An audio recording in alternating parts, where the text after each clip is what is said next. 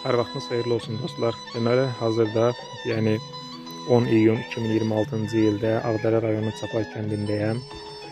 Çox gözəl bir ərazidə dayanmışam. Burada Xan Garden otel, restoran kimi fəaliyyət göstərir. Onun həyətindəyəm. Həyət də gördüyünüz kimi belə qəşəng terras var, otaqları var.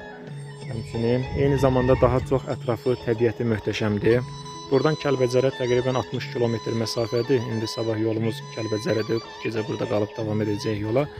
Biraz Çapar kəndi haqqında məlumat vermək istədim sizə. Çapar kəndi 19-cu əsrdə formalaşmış kənddir. Burada keçmişdə Paştolyanlar Çapar adlanırdı və Paştolyan məntəqələri Çaparxana adlanırdı və həmin Çaparxana bazasında yaradılmış bir yaşayış məskənidir, kənddir. Buna görə də adı Çapar qalıbdır.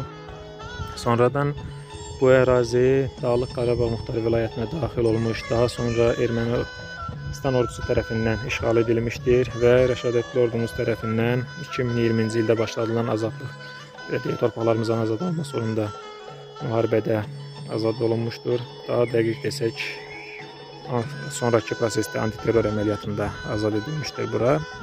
Amma yenə də hər iki halda ordumuza təşəkkür edirik, şəhid olanlara Allah rəhmət eləsin, yaralı olanlar və sağ qalan insanlara isə Allah can sağlığı versin. Və onların sayəsində biz bugün buradayıq. Gördüyünüz kimi bu gözəl məkandayıq. Aşağıda qəşəng ərik bağları var. Eyni zamanda ətraf çox gözəl sakitlikdir, quşların səsi. Sonra belə qəşəng otaqlar var burada. Bu cür qəşəng otaqlar var, fəaliyyət göstərir. Həmçinin otaqdan açılan mənzərə isə budur.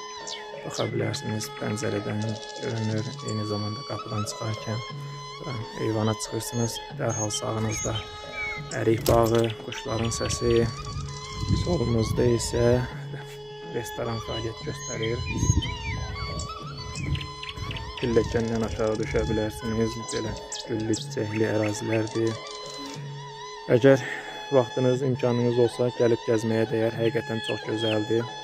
Ancaq bu istiqamətdə hərəkət edərkən mütləq zamanlamanı düzgün edin, yəni vaxt məsələsini. Çünki çox yüksək dağlıq ərazilərdir. Maşınla gələrkən daha çox off-road tipli maşınlarla gəlməyiniz məsləhətdir. Və peşəkar sürücünün, belə deyək də, müşayiəti ilə gəlməyinizi tövsiyə edirəm. Gələrkən yollarda ehtiyatlı olun. Siz peşəkar olsanız belə bəzən təcrübəsiz insanlar səhvən, bilməyən və yaxud da təcrübəsizliyindən dolayı yola girirlər. Ona görə ehtiyatlı olmaq lazımdır mütləq.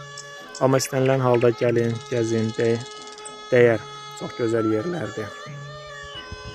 Həqiqətən çox gözəl yerlərdir. Sağlıq olsun hər kəsə gəlib bu yerlərdə yaşamaq, gəzmək nəsib olsun.